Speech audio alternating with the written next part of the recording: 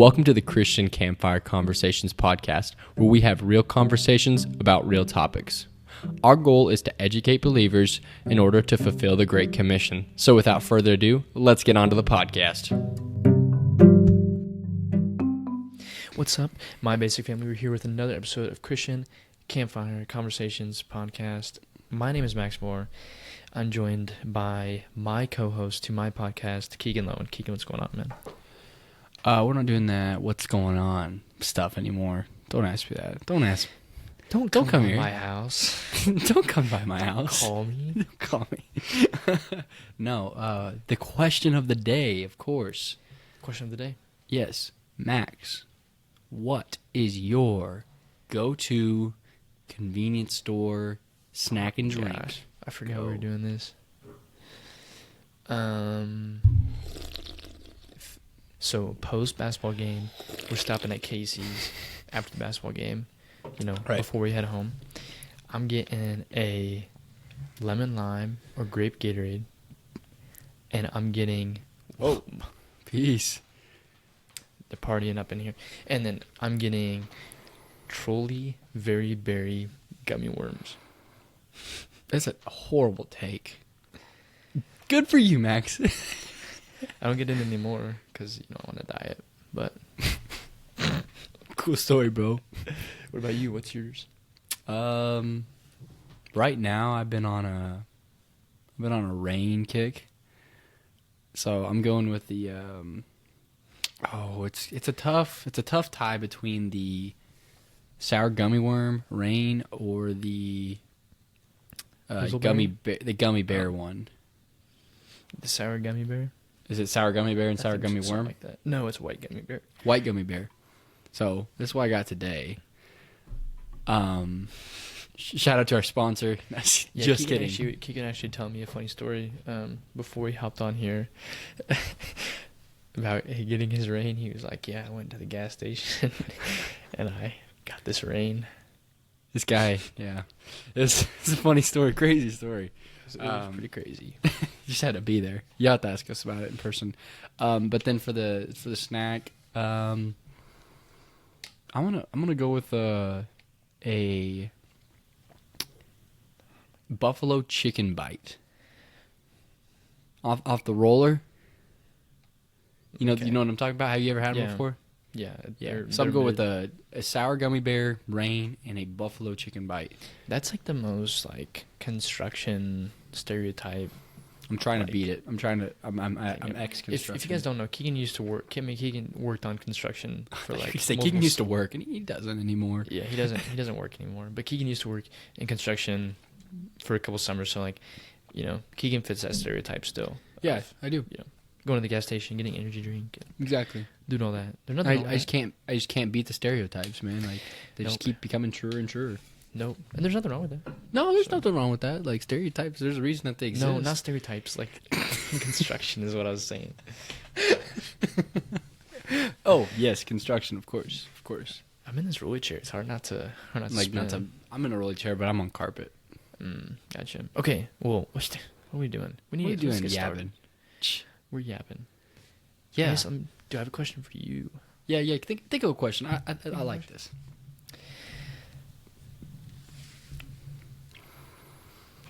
What is one of your favorite things that you've like started to enjoy as you moved out of the house and got into a new community and like a new place? Like, what's like one of your favorite things about that?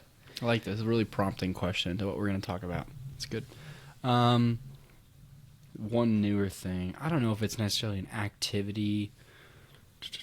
I'm going to think if I can think of something better.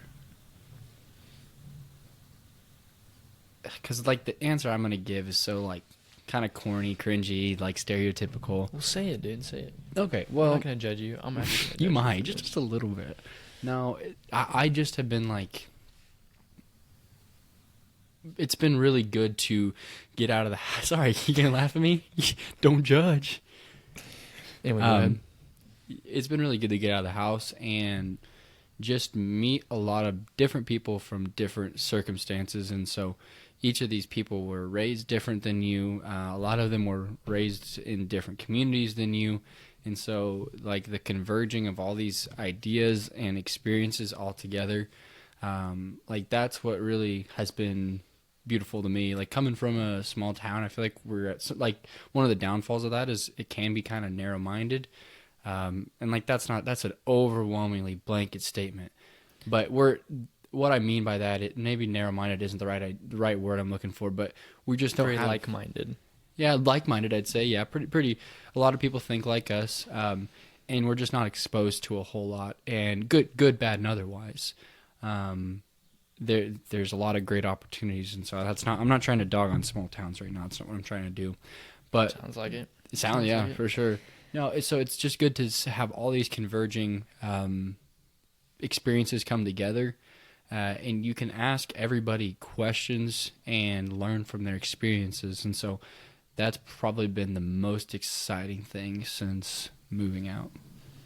That's pretty dope. I guess you don't have That's an good. answer to that, so... Well, I can tell you what I'm looking most forward to. Yeah, you can. Yeah, go for it. So I'm looking most forward to, since we're going to Christian college, I'm looking just really forward to meeting new people, and not even that, but like living with like-minded believers, but that, you know, love Jesus and are going to college to learn more about the Bible. And so, like, it's so awesome. And Common purpose. yeah, exactly. And so, like, being around people like that, like, I'm excited for that. And So, that's important for all believers and everybody moving out of high school, or moving into high school, or moving out of college, or moving into college. So there's everybody, and yeah, you have to find a community. Question We for talked you. about that before. What's up? What is more powerful, common purpose or common enemy? What is more powerful? What group of people is more bonded? Is it a group of people with a common purpose, or is it a group of people with a common enemy? I don't think this leads into nothing to what we're talking about, but This is really random, but I'm liking it. I'm gonna say common purpose. Mm-hmm. Just because common enemy can not always, but can entail fear, and I think a common purpose can, but not always, entail hope. And so I think that hope's obviously greater than fear. You know, if you have hope, it outweighs your fear. And so I'm gonna say purpose. You know, because you look at people that's like they have a purpose, and they're gonna go do it no matter what. Like, yeah. You know, for us as Christians, you know, our purpose is a Great Commission, and you see what we've done, and we've been sending out so many missionaries from so many different backgrounds, so many different denominations. Like, we have a clear purpose, and we have a common enemy, but that's not what unites us as Christians. Yeah. It's not Satan, but however our purpose given to us by our Lord and Savior Jesus Christ. And I think the common enemy kind of falls under the common purpose. Like you said, our common purpose is to go and spread the word to all the nations. But also, we are in direct opposite. Every day that we choose to make choices for God and closer to God, we're in direct opposition of the enemy. And in an umbrella kind of covering way, it is still kind of falls under the common purpose. But I thought it was an interesting one, but I feel like it's kind of a half glass full or half empty concept, like, and similar to what we talked about with like last episode with like evil and good. Mm-hmm. Like what is the standard? Like it was, without getting too far into it, you know, it was a philosophical difference that we kind of agreed on at the end. But Yeah. yes, so getting into what we're going to talk about today, that can kind of lead into that a little bit. But Max, just continue with what you were talking about. Just talking about, we talked about this before in community and having that community, finding a community of believers, you know, especially. But that's already been 38 episodes ago, 39 or 37 or so. 39, it was the second one, right? Because last week this will be 40, 39. I think. This is 40. Episode is number 40. 4. 0. That means we've been doing So that'll be this 38 episodes ago. That's crazy. Or 37. 39. If this is episode 40. Oh, no. That Sorry, was the you're second right. one. Yeah. You're right. That was the second one. That's on me. Yeah. Yeah. So anyway. But yeah, anyway, that's been weeks ago. And so we talked about kind of finding that community. And it's especially important for those that are moving out of the house because, you know, they're leaving everything that they've known for a long time. They're leaving their parents. They're leaving their home church. And now they're stepping foot to somewhere that they haven't really experienced that much. You know, I've visited the college I'm going to twice, and I've stayed probably like 5 nights there.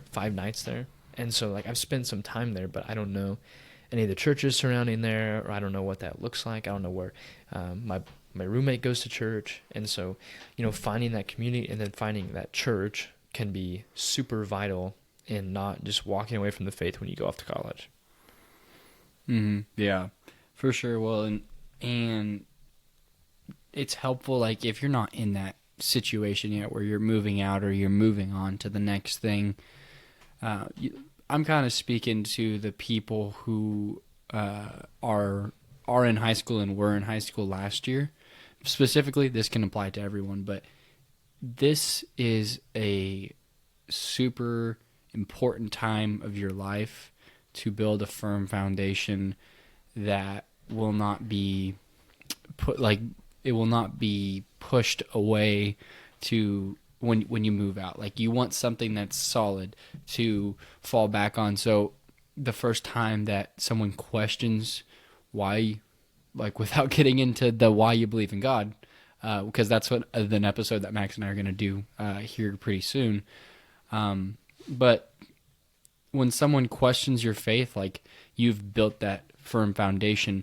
And I think a way to continue, you know, you coming into that with that firm foundation, the only way to continue that is to surround yourself with people who think similarly to you and have that common purpose like we were talking about. You understand that God has called us to go and make disciples of all the nations, and that is your guys' united purpose together. But I think the reason that this is important, here in Proverbs 27, I'm going to read this verse. Faithful are the wounds of a friend, profuse are the kisses of an enemy. That's not what I wanted to read, excuse me. That is a good one, but not yet. Iron sharpens iron as one man sharpens another. I didn't need my Bible to read that. I knew that verse. But Want a cookie? Yeah, sorry. But that's why it's important to go find these people, and these are people who are supposed to force you to grow and encourage you to grow. And when you do something wrong, they call you out. But also when you do something right, they encourage you and they congratulate you, and they rejoice when you rejoice. And so those people who are your biggest cheerleaders while being your biggest critics, while being respectful, like, if you get lucky enough to have someone that does that well, that's amazing. And so those are the type of people we should be looking for. Yeah, and I mean, this. I mean, I think we've talked about this even another time. We talked about a book, and it's super important. And here's why. According to a recent Lifeway research study, 66% of young men and women who are raised in the church walk away from the faith completely in college. And I know there's, 30% of our listeners are in the high school years, high school years and down right now. And so you guys are kind of in an interesting stage where you're still under your parents' household, but you're a little older. You're forming who you are as a person, and you're coming to understand what that walk looks like. And so this is super important for you guys in finding someone that sharpens you, finding those friends that sharpen you. Maybe for those that are moving into high school, you guys are going to be introduced to a whole new ball game. I mean, high school is just different. It's new. It's way more relaxed than junior high is. And so you're going to be released into new temptations as well, whether that be drinking or partying. Sports become a much bigger thing. Finding your identity in sports becomes a much bigger problem that I saw, at least in high school. Say what? A temptation I would say. Yeah, I mean, it just becomes a way bigger temptation. And so, aligning your identity with Christ and finding those good friends, can help you out. But that comes with peers that will push you in the right direction. Keegan and I actually started doing that when I was a junior, and Keegan was a senior. So, we're coming up on 2 years ago when we started doing this, Keegan. I mean, which is, a long time ago now that we think about that. Yeah, I've been dating my girlfriend for longer, though, so, you weren't first. And so, it's been a while ago. Kidding. Since Max, it's been. I'm glad for our anniversary that's coming up. Yeah, our anniversary. From our first mandate. Dude, leave it up to Keegan to always throw me off track. I'm trying to make I'm about to make a point, and then Keegan's like, let him cook. Make some joke. What was I saying? Oh, how we've been pushing each other. Keegan and I work in a relationship to where, I would want, Keegan definitely was a lot kinder than I would have been if I was in his shoes talking to me. So, he would be like, hey, really, I don't think that that's right. And if I was Keegan, I would have been like, dude, you're being an idiot right now. Come on. But Keegan and I have that relationship to where he can give me criticism, and I know that it's coming from a place of love and that he cares for me. And so I know not to take it to heart as I'm offended by that, or even if I am, I'll get over those feelings later, and I'll understand that Keegan does care for me, which I don't think has ever happened. So yeah, for sure. Well, in I think what the distinction of that is I know them, for you specifically, I know the person that you are and the person that you're supposed to be, and who you are, who your character is. You as a character are, a kind person that treats people properly. And so the only time, I'd say 95% of the time you do that. Okay. maybe a little higher on a good day. But so the only times that I'm going to call you out is when I see something that is opposite from what I know your character to be. And then that is not a diss against your character. Yeah. It's a diss of an action that I know is not in line with your character. Yeah. And so that detaches the criticism from you as a person to, Max, you did this action that is not reflective of who you are. And that does I'd say that does a couple things. Number one, that doesn't give people an accurate view of what Christians are. And number two, that is not the Max that I know. So you're not acting in your character, in your identity as God, or you're not acting in your identity as a child of God. Yeah, no, exactly. That's 100% true, and everyone has to find that person that they can be a little gruff with, and just be straight up. I think especially for young people out there, I think we're a generation that, it's my opinion, that we are very blunt with what we say. We basically say what we're thinking, and sometimes I'll come back and be like, I definitely could have worded that differently to maybe help someone out. But I think as a whole, not everybody, this isn't a blanket statement, but I think there's a lot of us that are pretty straightforward and that do like straightforward. We don't like for people to beat around the bush, and we don't like people to be like, well, if you want, or if you can, or maybe this might be the right way to go. We wouldn't be for Keegan, it's Keegan, I want you to be straight up. This is, you're doing this and this the wrong, and then you need to do this and this to correct that, or you need to do this and this to be right. And Keegan does a good job of that. But all I'm saying that to say is that, just be honest and be loving with the honesty that you give them.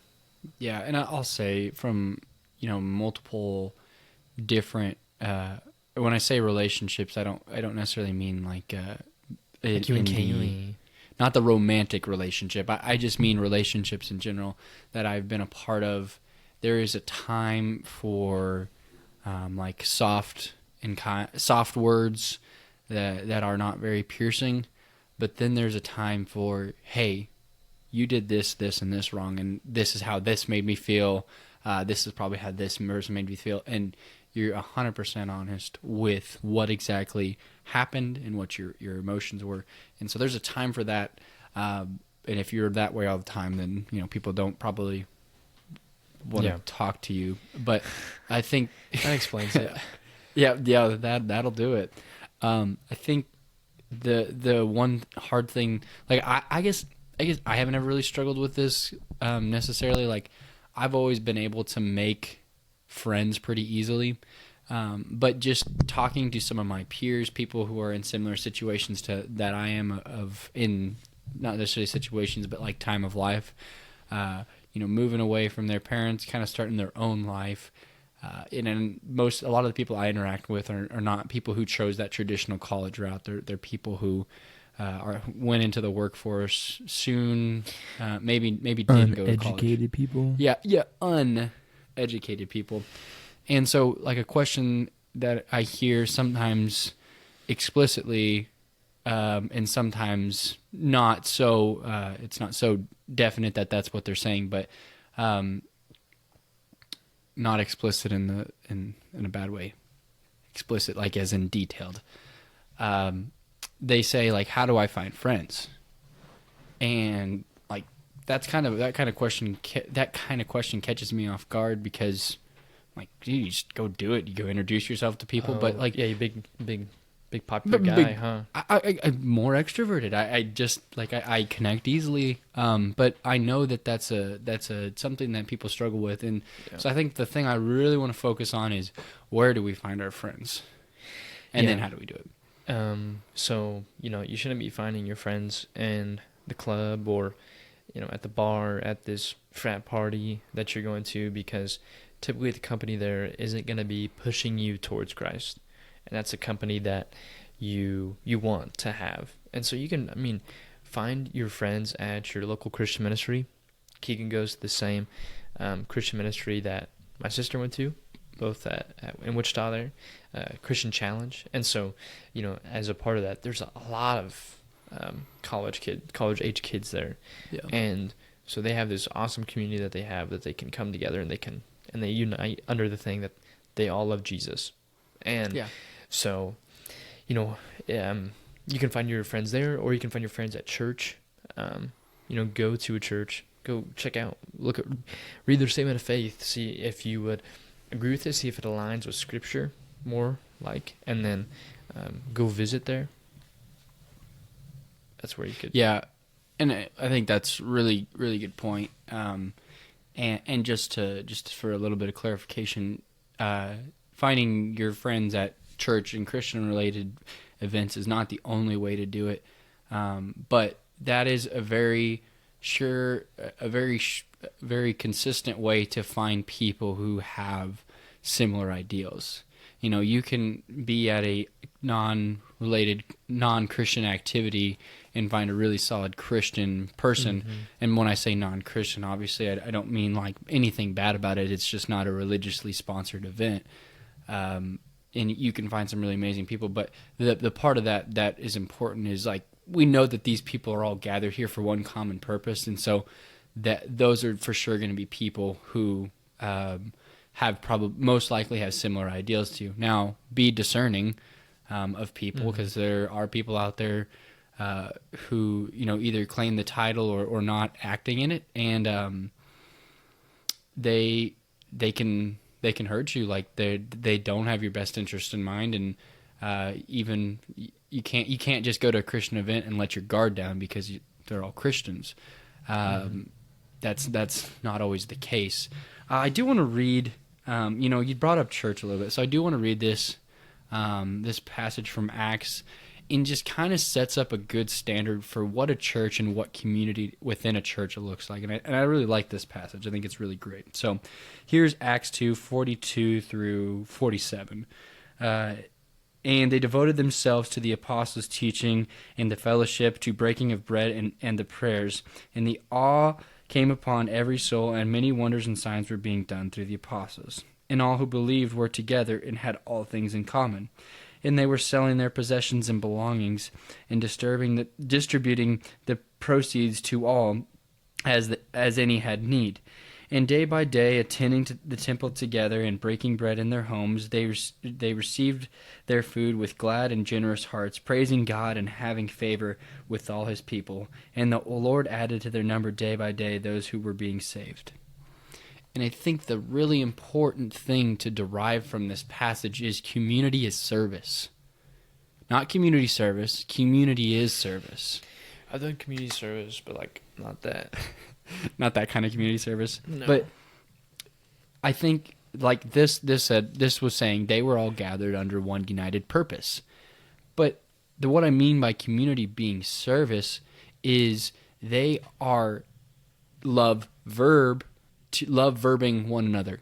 They are showing that through their actions. They sold their possessions and they helped as they had need. Yeah.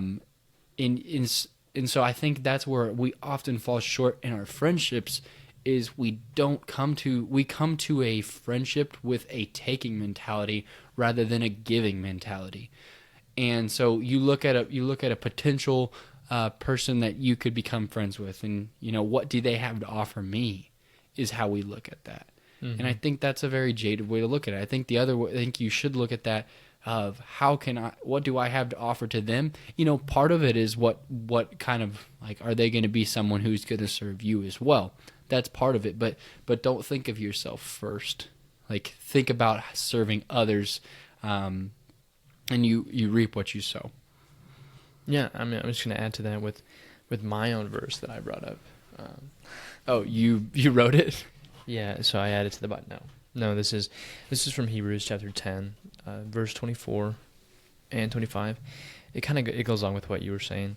And let us consider how to stir up one another to love and good works, not neglecting to meet together, as is the habit of some, but encouraging one another, and all the more as you see the day drawing near.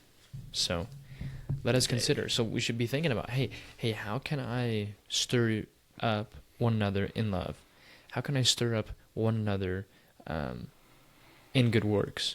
And then don't neglect to meet them. I mean, church online is not the same because you're not meeting together. If you're able and you're just like, oh, I don't want to get up in the morning to go to church, it's not the same. You're not meeting together. Like, you're not sinning, okay? You're not sinning, but there's a principle, and it's beneficial for you to go and to meet. This says encouraging one another. So stir up another one at love, good works, and encouraging, all that what you were talking about. Yeah. Well, I think so how do we do that practically? Yeah, for sure. Well, and I was going to add to that, which will kind of answer your question too. Part of love is honesty. A love built on a house of lies is not love at all. If you want to be, let's just say, affirming of somebody in their sin, that's not love, because you are enabling them to continue in a sin uninterrupted and without your objection. And so, there's graceful ways to do that. But I'd say that, being loving is being honest, and love is not a feeling, it's a choice. So I'm focusing there on the love specifically. You want to, but kind of also what I talked about, encouraging one another to, stirring up one another to good works as well. When you see works that aren't good, you obviously that's your responsibility to call them out. But encouraging that, part of that is verbally, and I'd say a even larger part is by your actions. Mm-hmm. What do you do? People are going to follow what you do more than what you say, and I think that's a pretty common principle that people understand. But knowing the principle and following by the laws of the principle are two totally different things. I'd have a little different take on good works. Not that it's wrong. It's just something I would interpret it to be. Yeah. stir up one another to love and good works. Like, how do we stir? Like, how could I challenge you to do good works? It's like, Yeah, thumbs up. so Keegan plays the drums whenever he comes home for church, and like that's a good work. He's using his gift that God has given him in music and keeping a beat, and how could I encourage him in that? I think, well, I could tell him that he does a good job, right? Whenever he's doing, after he gets done, because he does. If he does a good job. Huh? Yes, yeah, that's the important part. If he does a good job. If he does a good totally job. And if he doesn't do a good job, and then I might say, I don't think that that's necessarily, okay, I don't know how I would say it exactly. Maybe that's not your place of service. Yeah, encourage them to try something else, because, and also reminding them that no gift is greater than another. So me up there preaching on Sunday isn't better or greater than Keegan playing the drums or the person cleaning up the Sunday school room. Like those jobs aren't on a different level. Like one's not more pleasing to God than the other, because they're all pleasing to God. And so just kind of stirring up another one to do good works and to want to glorify God in the things that they do. Yeah, for sure. I think that's a really good take on that. I don't have much. No, not specifically on that. Let's see. Trying to think if there's anything else before we wrap up. I guess kind of a little summary, unless you have something else. Nope. I was okay. ready to count. So, number 1, find good friends. Where do you find good friends? A great place to do that is Christian events, so campus ministries, churches. Number 3, find a good church. What does a good church look like? I think that'd probably be number 4. So a good church looks like service, and find a way to serve your friends. Be honest to your friends. Show them love with honesty and not just a feeling. Choose love. Choose service. Choose to follow our podcast. And choose to share it with a friend. Peace out. Basic family. Thanks for tuning in to this week's episode of Christian Campfire Conversations. I'll see you next week.